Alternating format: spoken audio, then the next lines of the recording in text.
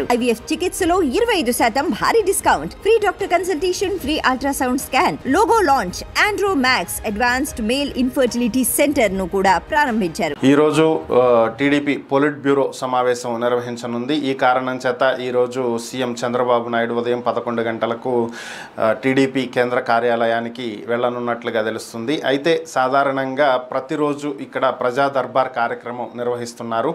ఎవరో ఒకరు మంత్రుల్లో ఒకరు, అలానే నాయకులు, టీడీపీ నాయకుల్లో ఒకరు ఇక్కడ ఉండి ప్రజల నుంచి వినతి పత్రాలను స్వీకరించి వాటిని సంబంధిత శాఖలకు పంపిస్తున్నటువంటి పరిస్థితి. చంద్రబాబు నాయుడు వస్తున్నాడు అని చెప్పి తెలిసినటువంటి నేపథ్యంలోనే ప్రజలు, అలానే పార్టీ కార్యకర్తలు, నాయకులు భారీ స్థాయిలో పార్టీ కార్యాలయానికి తరలి వస్తున్నటువంటి పరిస్థితులు, అర్జీలు ఇవ్వటానికి ఎక్కువ మంది వస్తున్నటువంటి నేపథ్యంలో టీడీపీ కార్యాలయం ఒక ప్రకటన విడుదల చేయడం జరిగింది.